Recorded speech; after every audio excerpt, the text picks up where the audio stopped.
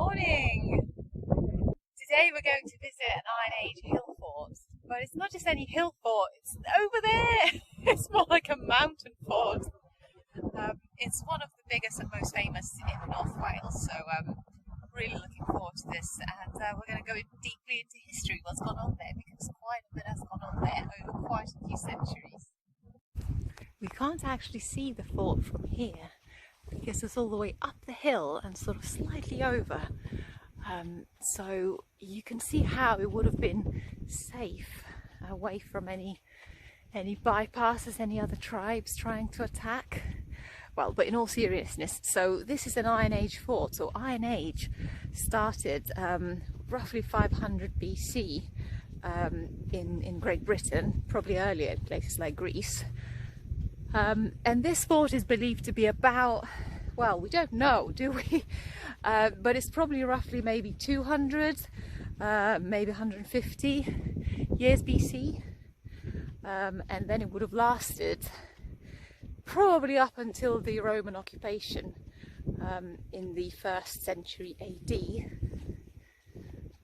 at which time it was then overtaken by the Romans. So really this was a both Iron Age and Roman hill fort. So once we get up top, we'll obviously see all those round houses and all the walls, the entries, but while we're climbing, let's just think about, I've only just been going up for a few minutes and already, already struggling to talk normally and walk.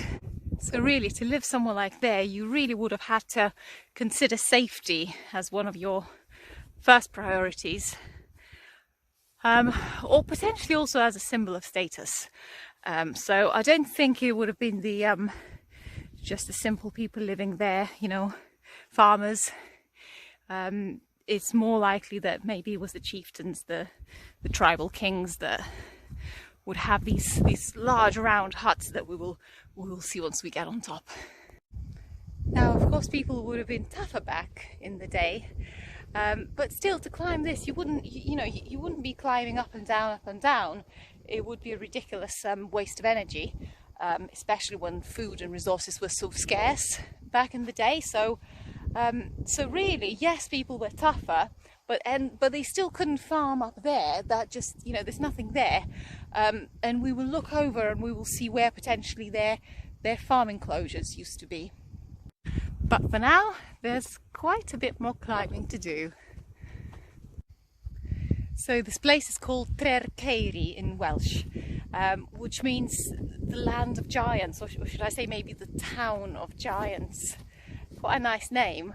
Tre'r is like a town, like a settlement, and I think it was Cawr, the Cawr word for a giant, and it's a sort of a changed name. We obviously don't know what the name would have been back in Iron Age times or even Roman times.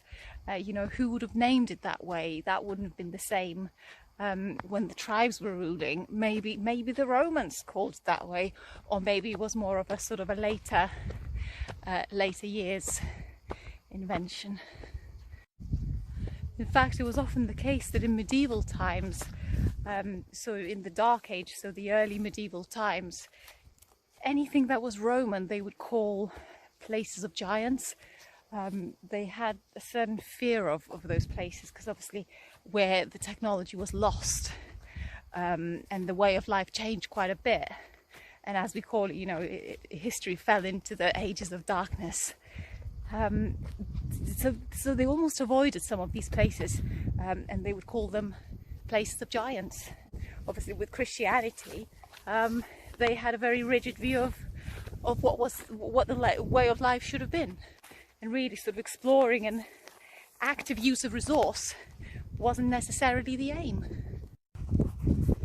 And here to the left, this is another peak. It's called Tre'r, or it's in Welsh it's like a fork, perhaps because there are 3 distinct peaks.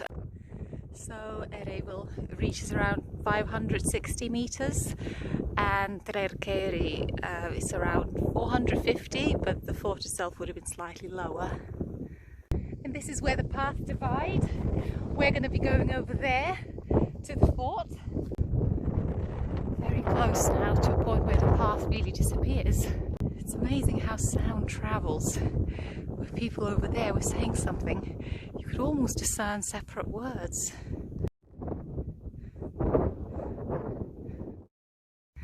And here we're met with the outer wall. So the fort had two walls. The second one was believed to be built by the Romans, just to add some additional protection.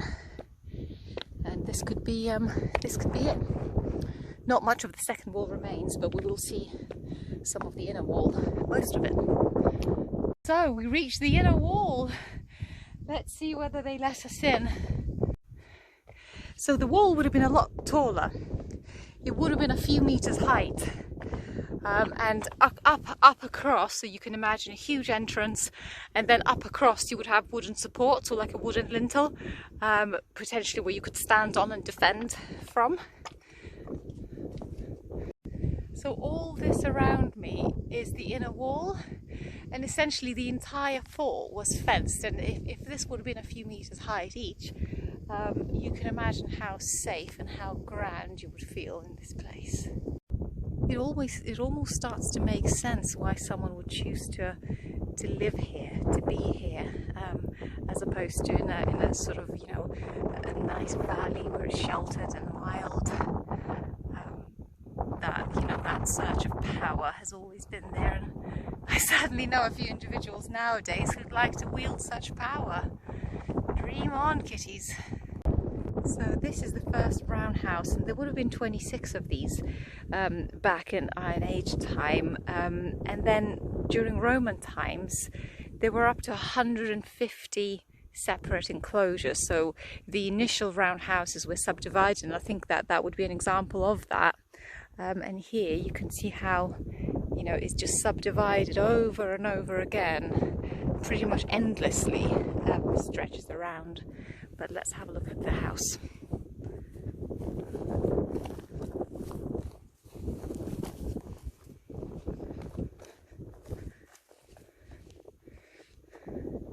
Yeah, so you see this is quite small compared to what they used to be originally by the early peoples.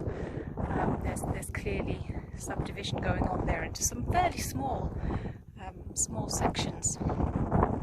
A good example of the doorway that still remains here, but again, as you enter, it's just subdivided into numerous, endless enclosures. We don't actually know specifically what Romans would have used it for, whether it was people, whether it was related to military operations. Potentially people were living here, in fact, but it's not entirely clear what drove them here. But this is a great example of how they were subdivided. So you can see the original hut would have been that size, and then literally just cut up. But it's interesting because where they were subdividing it, they were still keeping up the ground structure. So instead of just driving a wall in between, they were still filling up the inside and just still keeping that same round aesthetic, which I find really interesting because obviously it's not a very good use of resource.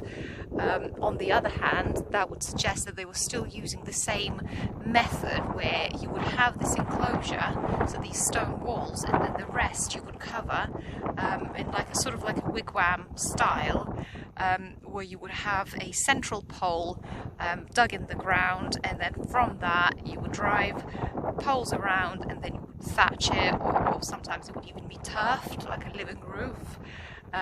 So even into the Roman times they were using the materials that existed. These weren't some kind of grand designs.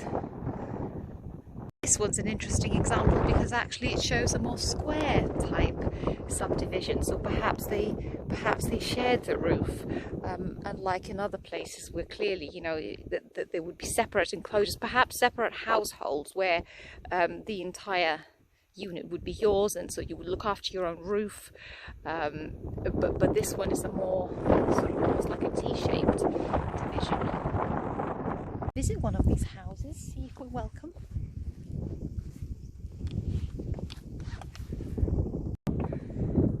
as you enter straight away, you can see there's a bit of a ditch. Now, the way that they were built, there would have been a central pole driven, as I've said, and you would obviously have to you would dig a deep hole, and you would line it with stones, so then the pole could not move about. You would also have a fireplace inside, and you might think, well, the fireplace, how about the chimney? If it was just a wooden structure, well, there would be no chimney. The whole thing the smoke would just sort of gather at the top, but actually because they were quite high, the toxic smoke would just gather at the top, and that way it would be sort of a chimney of sorts, where then the smoke would slowly seep back through, up and out, through the reeds. And over here they used some of the natural rock, just carving it out and continuing the line of the wall that way. Where they used this rock into this wall, you can see how steep this is. It's an excellent defence. And interestingly, it seems like they left almost like a spy hole through here. And as the rock ran out, then you see that's the actual wall. So it would have been quite thick. I mean, it's not a small structure. I guess it needed to be that thick to maintain that few meters height. So the peninsula, you can see the sea goes all the way around. So it's like a really long, thin peninsula.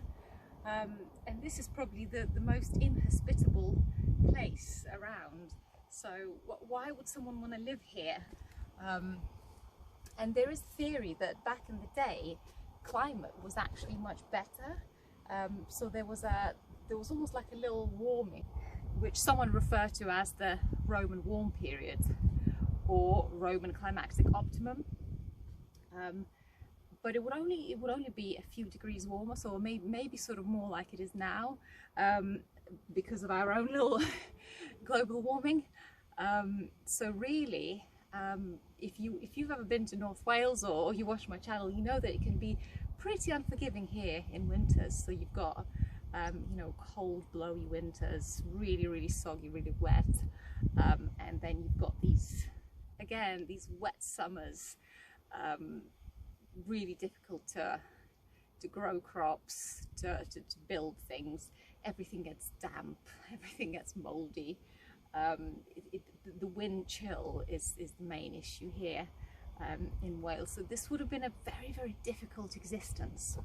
And while the original round huts were really big, so this was like luxury back in the day, you could look ahead and enjoy your view and feel really safe and really grand. My interpretation of the division during Roman times is not that of military use.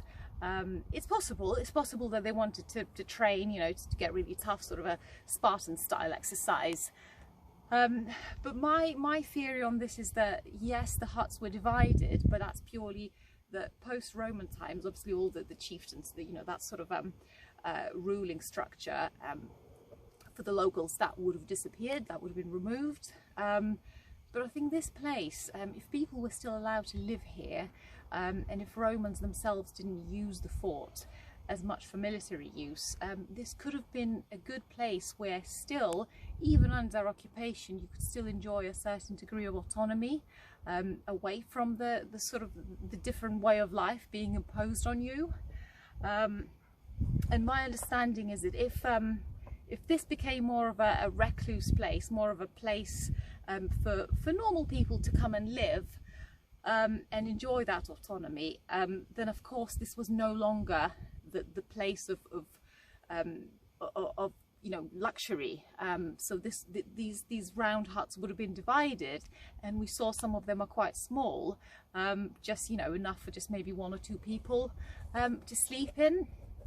I mean, houses back in the day weren't really the sort of houses of leisure that we enjoy nowadays anyway, but so people could have stayed here, away perhaps from the difficulties of life back in the day. The reason I believe that was the case is because there is evidence, and this is obviously complex archaeological evidence, that this place had already been pretty much abandoned by the time Romans overtook it. So there wasn't necessarily that sort of continuum of people who lived here and then wanted to carry on living here throughout the Roman times.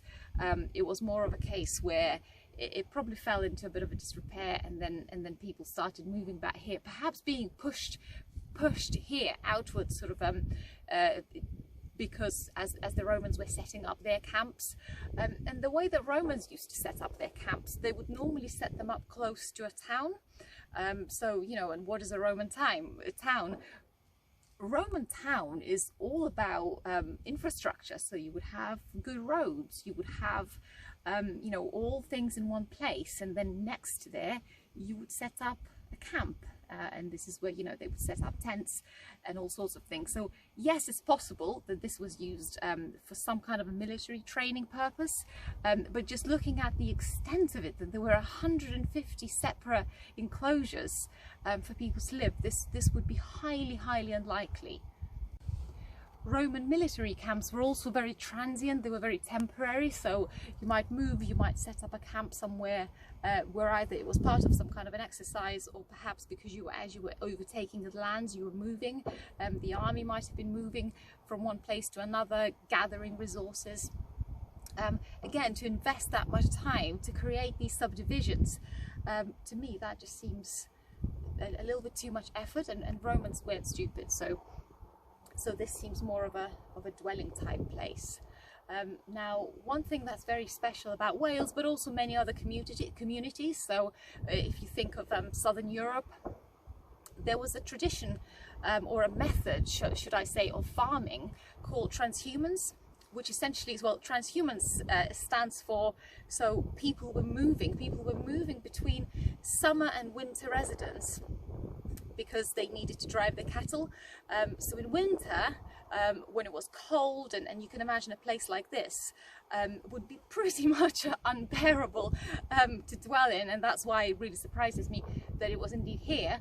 So in winter, you would drive your animals down into lower lands where you would still have grass in winter, you would have shelter, and you would have your more permanent house there with obviously all the conveniences that you needed for winter, so proper shelter. And in Welsh, that winter residence was called Hendra, and then the summer residence was called Hafod. So Hafod would be normally a tiny hut, you know, it would be something smaller, because that's all you need for the summer. The summer isn't really that long when you think about that. So, and you don't need as much protection in the warmer period. So, you know, in some way I kind of think, you know, was this maybe used as a bit of a Hafod essentially by these people, where they would come here, the cattle were grazed sort of higher up, although there really isn't very much here to graze. So again, that theory is a little bit strange. I mean, a typical Hafod would be where, you know, you just got grassy slopes, and you know, the sort of slopes that you'd rather use the easy access land in winter, and then obviously make use of that the extra land in summer. So yeah, it's a bit of a mystery, but that just shows how you know, how people were able to survive in really unlikely places. Seeing this bit of water gathered here reminded me about something that I wondered. So I did read that there was a spring here. I wasn't able to track it down. I think it was on one of the slopes. You really would have to look, because I did wonder, you know, how somewhere like here, no streams, no lakes, would they gather water, would they gather rainwater? And actually seeing this, I kind of thought, well, actually that's really possible with the amount that it rains here. And you've got all these stones, and this is actually natural. This isn't sort of like a hammerstone, like you might think, oh my god, it's one of those. No, it's not. This is just naturally how this rock, how it was folded, and this is how it flakes, and it creates these bowl-shaped sort of stones where and you see loads. I mean, you see ones that are quite shallow and sort of bigger scale, and then you see these nice ones. And actually, if you laid out quite a few of these out in the in the rain, then for drinking you certainly would have enough water just like that. And then drier period, which is summer, of course, the weather would be benign enough so you could venture out and collect some water from lower down. And of course over there's the sea, but apparently fishing wasn't really popular in Iron Age times, whether because they didn't have technology or whether they were just farmers and they found it easier, sort of, you know, that was the way of life. It's not clear, but yeah, there's very little evidence of them eating fish and fishing, which really surprises me with the way that I love fish and fishing even. Yeah, you'd think that living by the sea, that would be the primary mode of survival. The beaches on the Llyn Peninsula are beautiful, by the way. If you are over here, it's the place to see. This is a prime spot for this hut, right by the wall. So, and the way that the way it's windy over here, westerly winds, they're very typical of this sort of place. Yeah, you'd get a lot of protection. And actually, I know I walk around and complain, oh, you know, it's so windy, even on a beautiful day like this. But actually, as you descend into the hut, you do get almost perfect protection, because obviously there's stones, you know, wind doesn't really easily come through. I would imagine back in the day, from what I've seen elsewhere and archaeology, they would cover the walls in sort of like mud, clay-like mix from the outside, probably. So it would have been completely insulated, and then on that they would fix these big poles, and then of course in the middle with a central pole. Yeah, and as I've said, the roof would have been covered in either reed, if there was, you know, sort of swampy place somewhere close by, probably yes. Otherwise, I know they also sometimes use turf, so anything like that, you know. If there was agriculture nearby, then again they probably would have had straw, although from what we understand is they were more likely to use reed, and that was really if it rained and you were in this reed hut, you would stay completely dry, so much so that it would almost be dusty inside. Where they try to recreate this technology nowadays, and they rebuilt these huts, so they did exactly the same thing. They actually found that inside it gets so dry, and the ventilation is still sort of there, so they get particularly dry, so much so they have to spray the floor with water because it just gets really dusty. And sure enough, here's a reed. Yeah, so you could use this. It makes a really strong and waterproof roof. Ooh, the birds of prey are coming to get me. No, I'm not a mouse, leave me alone. And this is the best preserved entry. What I find amazing is this huge lintel stone, this slab that runs across. I mean, this is good. So this, again, as you can imagine, this would have been a doorway, probably with some kind of an actual wooden door and wooden supports. But yeah, you really get a feeling of what it would be like to come through this entry. This is the northwestern side of it, so it's a rather blowy seaside entry. I would film, but it's gonna get really windy here, so it's not very tall. You're crouching down as you enter, and really you wouldn't necessarily expect people to be coming from here, but this is where, you know, all these platforms, all these almost like terraces, where you'd think, well, maybe there was agriculture here, but it really is doubtful to me whether you would really build it on in this salty air from the sea and this northwesterly aspect, where in a climate that's already not very forgiving, would you choose to work the land here? But there are definitely enclosures out here, so there was definitely a purpose, whether that was to keep the cattle or some kind of other purpose. But this was outside of the wall, so this wasn't something that you wanted to leave out. You know, if you grew some crops, I mean, it's lesser danger, and it was quite close to the entrance wall.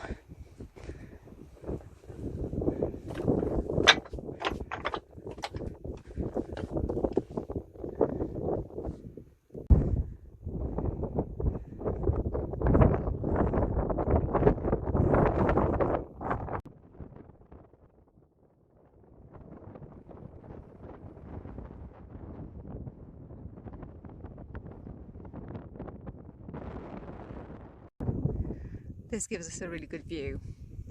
And really, so where we went past and we saw all these huts, there is this central structure. That's really curious. And the inside hasn't been subdivided, so it's almost like there's loads of subdivisions running around, almost like the central square, like a central plaza, or the central focal point. It's, yeah, we'll never know, I guess. They're almost like clustered into clusters, so there's a cluster there, one over there, and then further down. And originally the huts would be really large, you know, enough for 10, 12, 14 people even. So they would have been really drafty, even with the fire roaring all day. You wouldn't be warm. And here's the second entry point. This one's pointing even more towards the west, and it's got like a long walk-in, almost like not a tunnel, but you know, it could have been covered.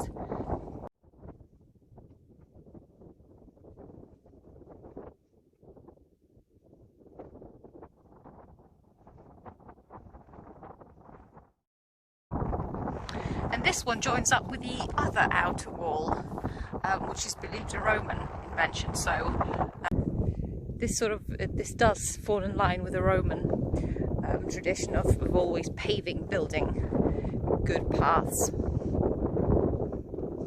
And again, it goes towards these enclosures on the western and northwestern walls.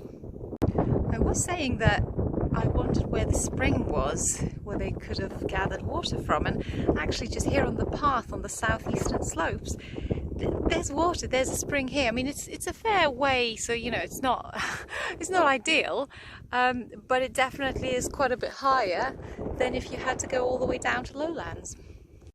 So that was Tre'r Ceiri.